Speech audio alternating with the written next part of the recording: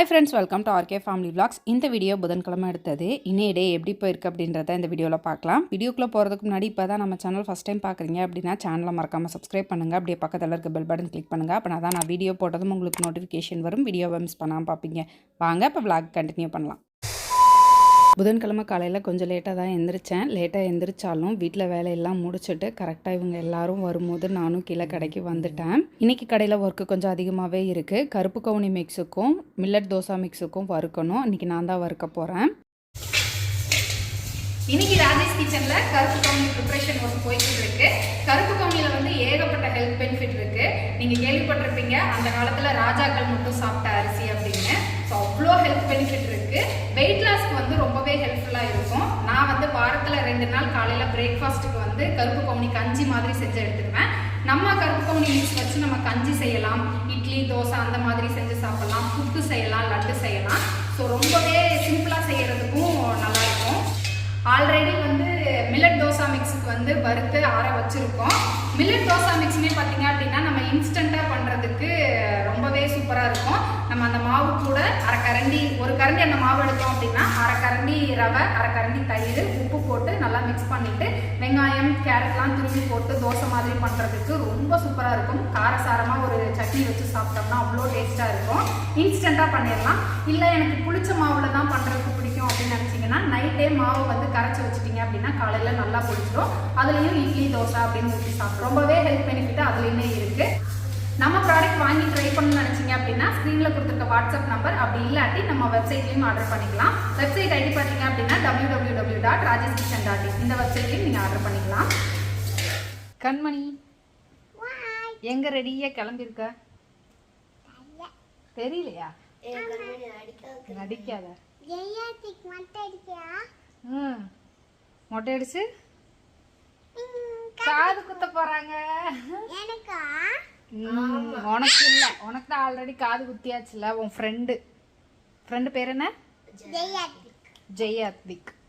So கண்மணி ஃப்ரெண்டுக்கு மொட்டை அடிச்சு காது குத்துறாங்க. ஸோ அந்த ஃபங்க்ஷனுக்காக கிளம்பி ரெடியாக இருக்கும். நாங்கள் கிளம்பிட்டோம், கமல் இன்னும் கிளம்பல. So கமலுக்காக waiting. ஏப்பாப்பா நம்ம சீக்கிரம் கிளம்பிடுறோம். அப்பா தான் எப்போவுமே லேட்டாக கிளம்புது. காலையில் ஆஃபீஸில் வேலையெல்லாம் முடிச்சுட்டு மதியம் கண்மணி ஃப்ரெண்டுக்கு மொட்டை அடித்து காது ஊற்றுறாங்கன்னு இன்வைட் பண்ணியிருந்தாங்க. அதுக்காக கிளம்பி போயிட்டுருக்கோம். ஒரே கூட்டமாக இருக்கு. பாப்பா உன் ஃப்ரெண்டு எங்கே இருக்கான்னு தெரியுமா? வீட்டுக்கு வந்தது இல்லையா? போயிட்டு கண்மணி ஃப்ரெண்டை பார்த்து பேசிட்டு ஃபோட்டோஸ் எடுத்துட்டு அப்படியே சாப்பிட்டுட்டு கிளம்பிட்டோம்.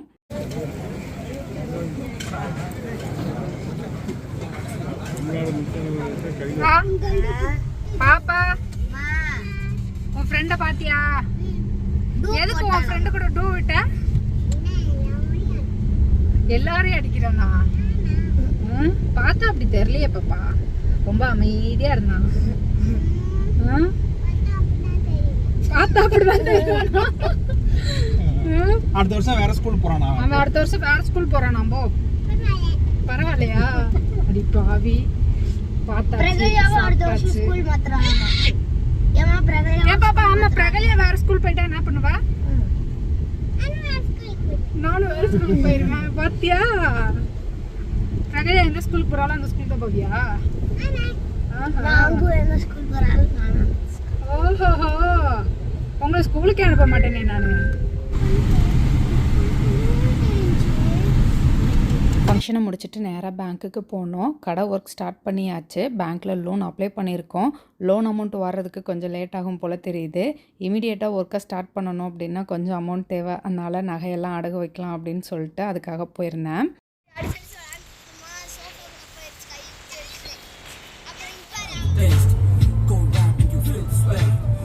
வீட்டுக்கு வந்து கொஞ்சம் நேரம் ரெஸ்ட் எடுத்துகிட்டு ஈவினிங் கமல் கிளைண்ட்டை பார்க்குறதுக்காக கிளம்புனாங்க. நாங்களும் அவங்க கூட அப்படியே டீச்சர் அக்கா வீட்டுக்கு கிளம்பிட்டோம். அக்கா ஈவினிங் துபாய் கண்காட்சி போட்டிருக்காங்க, அதுக்கு போகலான்னு சொன்னாங்க. அதுக்காக தான் போகிறோம்.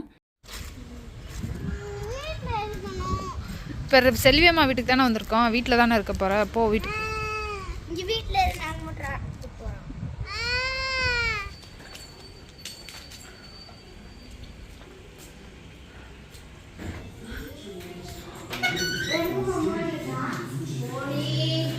மோனி எப்படி சாமி இருக்க நீ தங்கமே? ரொம்ப நாள் ஆச்சு உன்னை பார்த்து.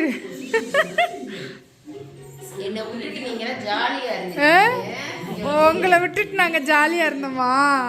சே, நாங்க எங்க பாப்பா ஜாலியா இருந்தோம், சும்மா பாப்பா. சரி நடங்க போலாமா? போலாம், நடங்க நடங்க, வாங்க வாங்க போலாம். நட நட நட. அவங்களும் வருவாங்க.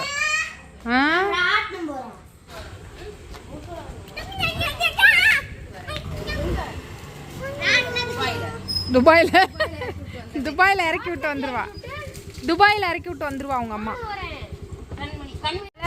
பாய் tata see you bye Dubai போறோம். ராத்திரில அம்மா கொஞ்சோண்டு கண்ணு தெரியாது. நேரா போங்க ரைட் போங்க. வாக்கே தெரியாது. மோனியும் ஹர்ஷனும் அவங்க தாத்தா பாட்டி வீட்டில் இருந்தாங்க. அக்கா நேற்று போய் கூப்பிட்டு வந்தாங்களாம். நான் முன்னாடியே சொல்லியிருந்தேன் இந்த துபாய் கண்காட்சிக்கு போகலாம் அப்படின்னு. அக்கா பிள்ளைங்களை கூப்பிட்டு வந்ததுக்கப்புறம் போகலாம் அப்படின்னு சொன்னாங்க. நேற்று அவங்க வந்ததுக்கப்புறம் இன்றைக்கி போகலாம் அப்படின்னு சொல்லி எல்லாரும் கிளம்பி போகிறோம். கமல் கிளைண்ட் மீட்டிங் போயிட்டாங்க, அதனால நான் அக்கா பிள்ளைங்க மட்டும் போயிட்டுருக்கோம். பாப்பா எப்படியோ செல்வியாம்மா பைக்லேயே துபாய் கூட்டிகிட்டு வந்துட்டா பாப்பா.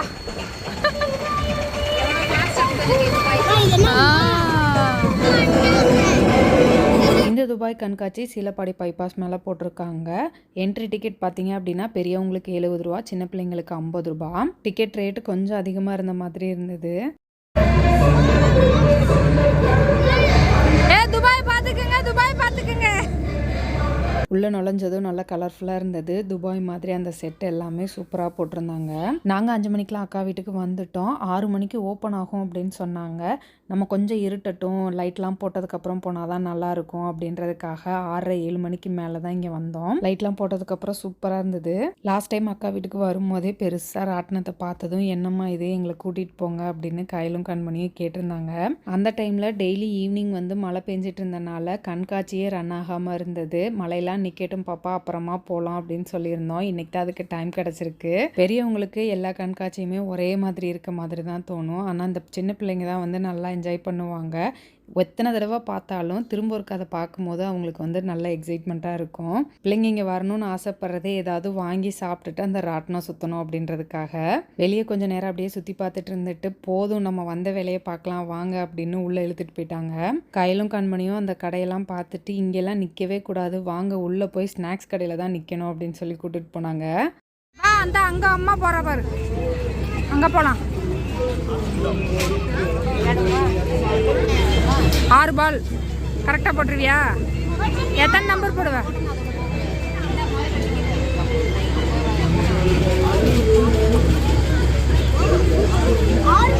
ஏ சூப்பர்.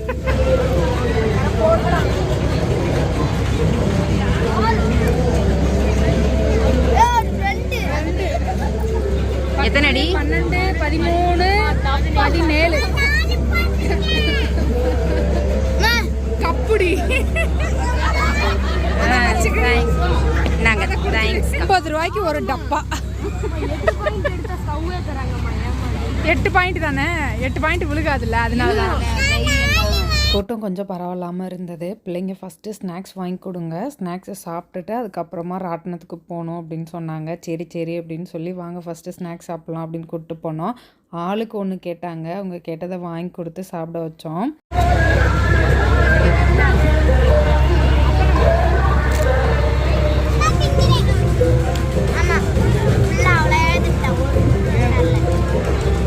சாப்பிட்டு முடிச்சதும் ராட்டினத்துக்கு போகணும் அப்படின்னு சொன்னாங்க. இப்போ தான் சாப்பிட்ருக்கீங்க, வாமிட் எதுவும் எடுத்துகிட்டு போகிறீங்க அப்படின்னா, நாங்கள் அப்போல்லாம் வாமிட் எடுக்க மாட்டோம், வாங்க போகலாம் அப்படின்னு இழுத்துட்டு வந்துட்டாங்க. கையில் இங்கே உட்கார்றா பாப்பா. பாப்பா நீ பயப்பட மாட்டியா? நீ பயப்பட மாட்டியா?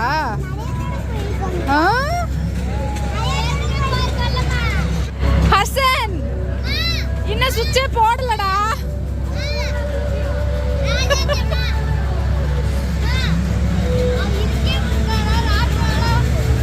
அவனை அதுல அனுப்பிச்சு விட்டுருக்கணும். ஹர்ஷன் அதுக்கு பாரியா? பாப்பா ஸ்டார்ட் ஆயிருச்சு. ஹர்ஷன்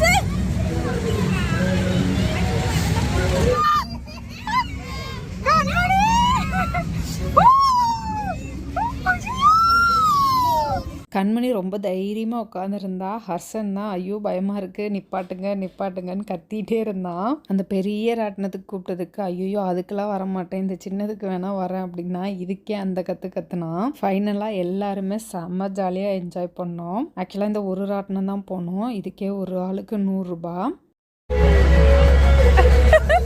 ஹர்ஷன் ஹர்ஷன் ஹர்ஷன் ஹாய் சொல்லு.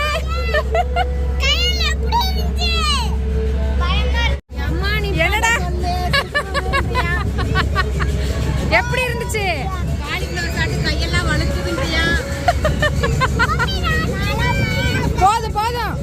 போதும் ஒரு ஆளுக்கு 100 ரூபாயா? போலாம் ஒரு ராட்டினம் மட்டும் சுற்றிட்டு சரி போகலாம் அப்படின்னு சொல்லி கிளம்பிட்டோம். திரும்ப ரிட்டன் அக்கா வீட்டுக்கு தான் போகணும். கமல் வேலையை முடிச்சுட்டு வந்து எங்களை பிக்கப் பண்ணிட்டு போவாங்க. பிள்ளைங்க சூப்பராக ஜாலியாக என்ஜாய் பண்ணுச்சுங்க. துபாய் எப்படி இருந்துச்சு? சூப்பராக இருந்துச்சா? சரி துபாயை சுற்றி பார்த்தீங்களே, துபாய் எப்படி இருந்துச்சு? குறுக்கு சந்து கிடைச்சிச்சு. எப்படியோ பைக்லயே போயிட்டு வந்துட்டோம்ல, ஏர்போர்ட்டுக்கு போகாம ஃப்ளைட்ல போகாமையே பார்த்துட்டு வந்தாச்சுல. அப்பா வந்துருச்சு, செப்பல் போட்டு கிளம்பு. வீட்டுக்கு கிளம்பியாச்சு. அவ்வளோதான், இந்த விளாக் இதோட முடிஞ்சது. இந்த வீடியோ உங்களுக்கு பிடிச்சிருக்கும் நம்புறேன். பிடிச்சிருந்தா லைக் பண்ணுங்கள், மறக்காமல் சேனலை சப்ஸ்கிரைப் பண்ணுங்கள். அடுத்த வீடியோவில் பார்க்கலாம். அது வரைக்கும் பாய்.